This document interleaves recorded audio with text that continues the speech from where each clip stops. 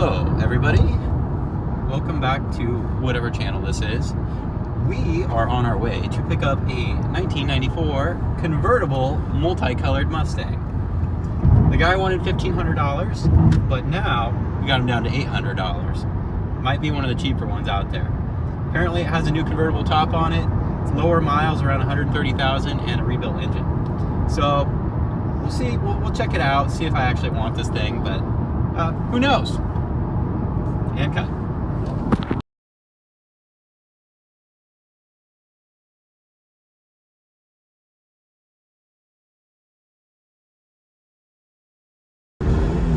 Well, we got the Mustang, guys. She's a little rough. Got a box of parts next to me. Following Mitch back home. We'll see if we make it. Wish me luck.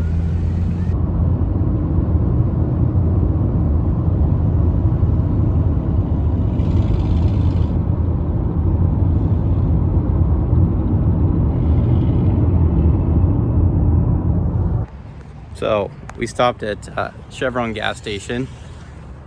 Took a little break to see exactly what route we're gonna take home, because there's no way I'm gonna drive this on the freeway the way it is right now. Going through downtown Portland to avoid the freeways. The car is here at my dad's house, back where we have Matt's automotive channel headquarters. We got a few parts. We'll go through them and we'll go back here and check out and see what's in the trunk as well. Right. So the guy decided to give me this car cover that he used, although it has holes in it, so I'm not sure what good that'll do. Let's open up the trunk and see what's in here. Ugh. Lots of goodies. Mustang specific oil, 5W20. Looks like we got an exhaust manifold. The original pink gas cap, jack, and a cowl panel. I wonder if we have the original tire under here. Let's take a look. You know, the factory spare is here. It doesn't look like it's ever been used. I'm impressed.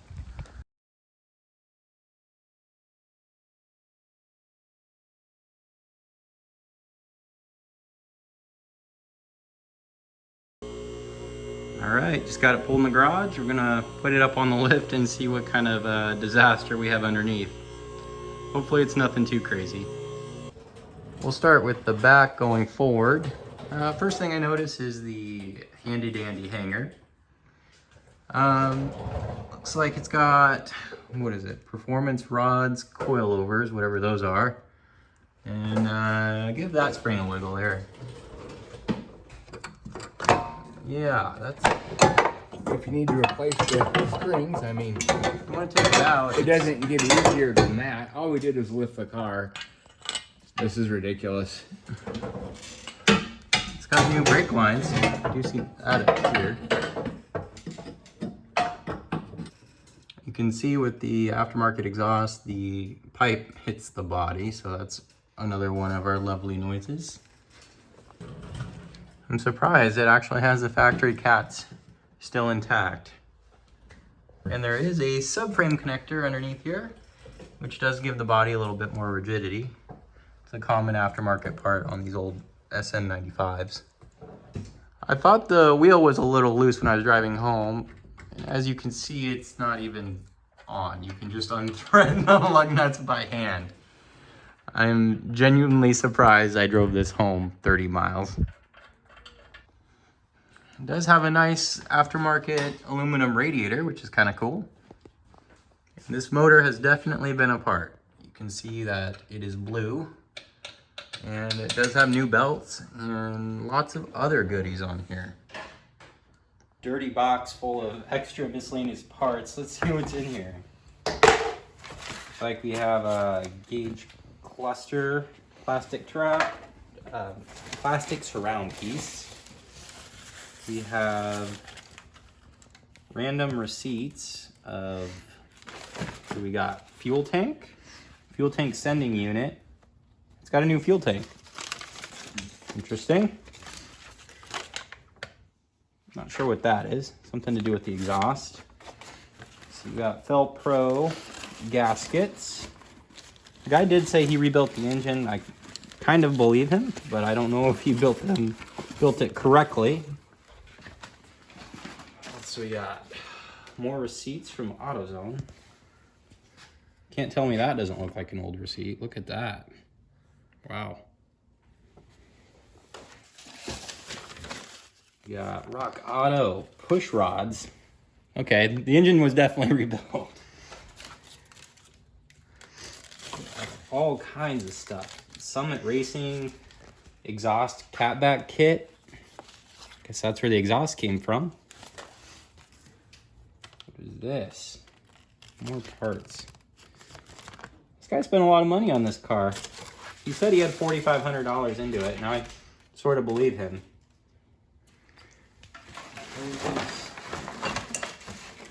This goes on. Very organized. This is how I keep my files.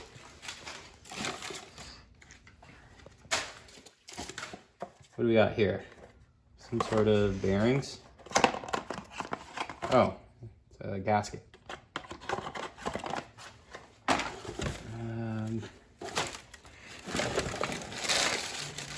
Wow. There's the Mach speakers. It did have the original Mach 460 sound system. That's kind of cool. Spark plugs. Valve covers. I did notice he changed out the valve covers for some Ford Racing valve covers. Another valve cover. Ah, lots of bolts. Mud flap. So that's where the missing one is. Radiator hoses, wiring, headlights. I think this is for the cruise control. I think. Wow, it just goes on and on. Okay, you can stop it. Let's see if we can get this top up so we can give her a quick wash.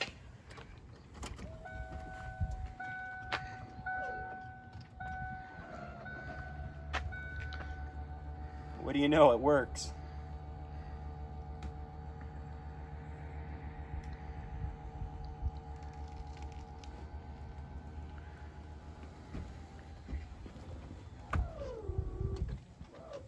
That's impressive. You guys already know the first thing I do when I get a car is wash it. Clean slate. It's actually cleaning up pretty good.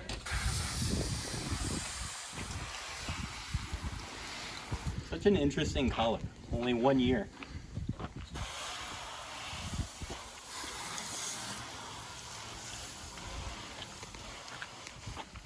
Bit of play on this side.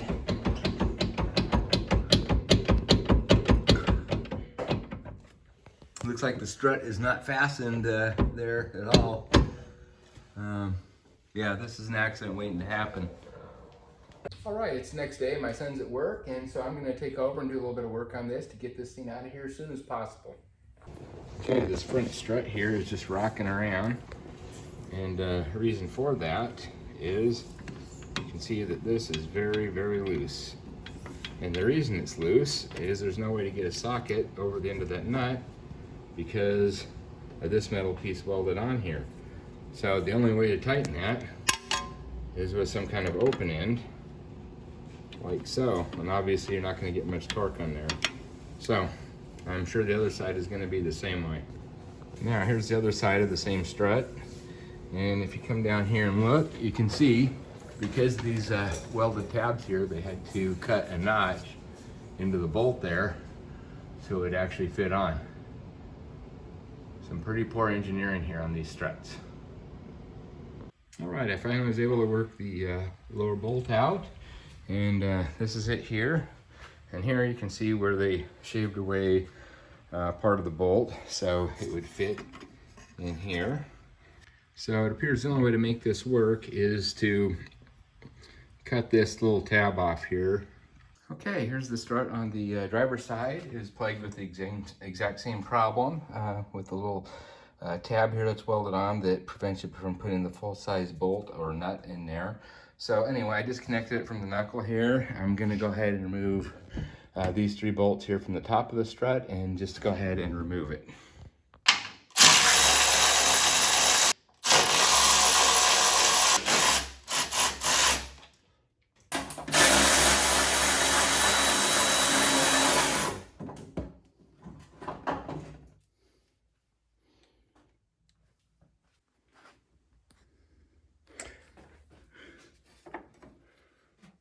Okay, to give you a little better idea of what I was talking about here, this is the bolt that's supposed to go in down here. There are 2 identical ones, one upper and lower, and you can see it's this nut here has a flange on it, and of course it go here, but obviously it's not going to fit here. And this bolt, if you try to put it in, hits this right here, this metal piece. So what they did, their solution, was to cut a flat spot on the bolt so it would fit in like so.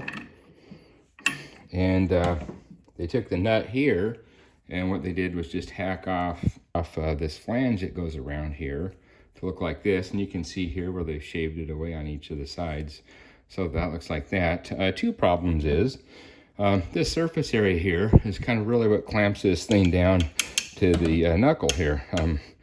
And so, you know, obviously that's not going to go on right near like that. And if this goes on, and this is why it was so loose, because they went ahead and had that flange off all right. But as you can see, when you get it in here, there's not enough space here to get a socket around it. So they couldn't turn this on very tight. And then also you don't have the additional surface area here that clamps this thing together. So what I'm doing is I'm hacking away these tabs here, and I've already done it on the passenger side. So you can see here, I got rid of it. And then now we can put the full-size bolt in on both sides, no problem. And I had some spare ones, these laying around, because on one of my other rigs, I had put some camber bolts on the lower part, and I kept the old ones. And also, if you ever wanted to put a camber bolt in here, you're obviously going to have to be able to rotate this bolt. So, and this thing is lowered, so it wouldn't surprise me if we end up putting a camber bolt in here later anyway. So now we're ready. And if you have a camber bolt, there's really no way around it. You're going to have to shave these little tabs off.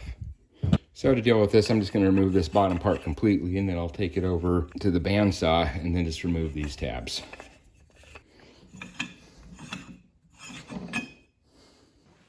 Now let's go ahead and put this bandsaw in the upright position, and it should make pretty short work of filing those tabs off.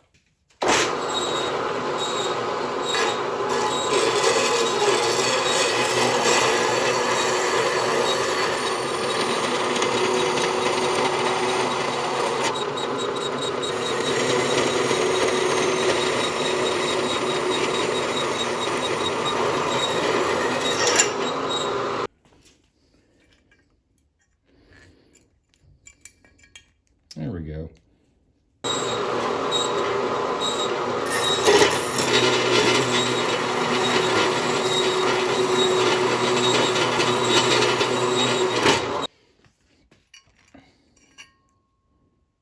And there we go. All right, with those tabs cut off, there'll be no problem using the factory bolts on either side.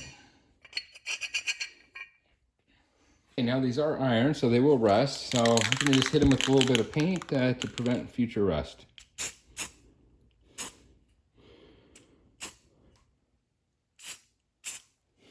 And there we go. That should do the trick. Okay, just went ahead and finished up the torquing of these bolts. So as you can see here, we got the proper bolts in there, and they're torqued to 148 pound-feet. And one of the things I noticed here while this is all apart is this spins very easy, and you can hear this noise.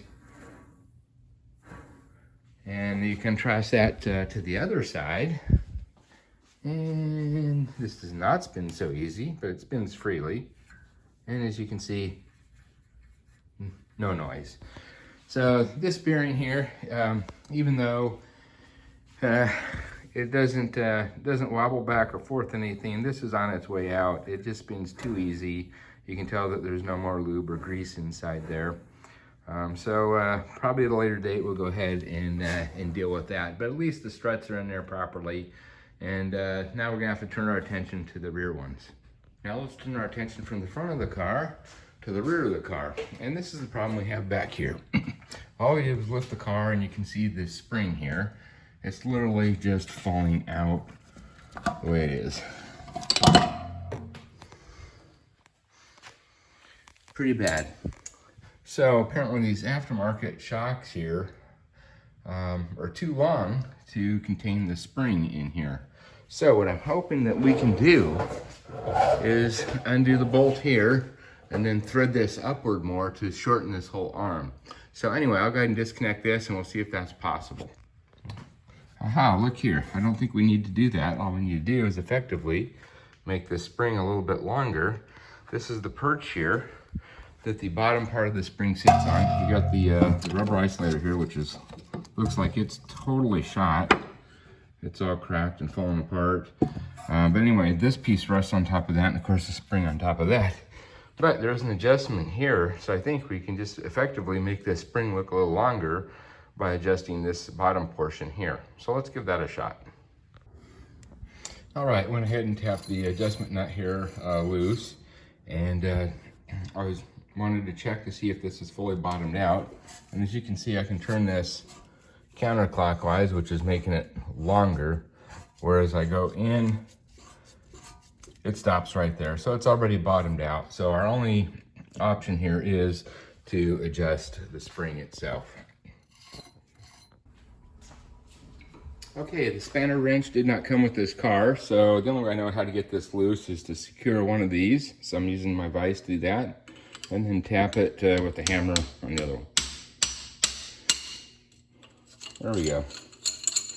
Okay, now we can effectively make this spring longer by twisting this out.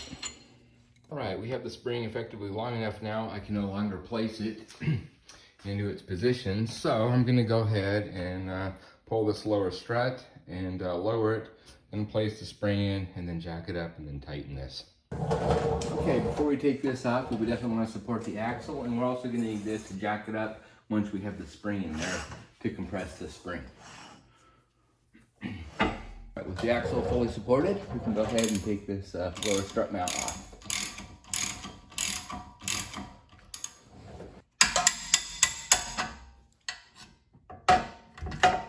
There, now with that out, we can go ahead and lower this a bit.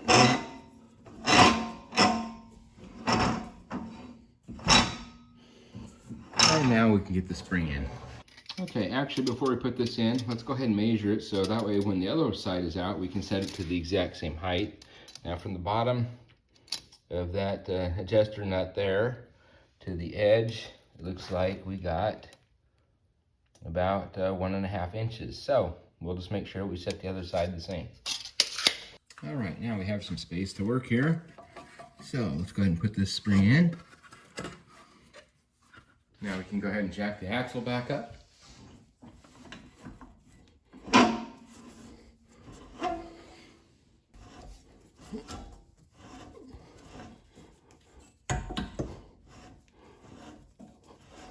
And now we can put our bolt back in.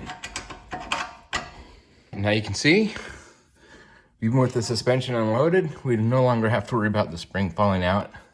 It's in there nice and tight.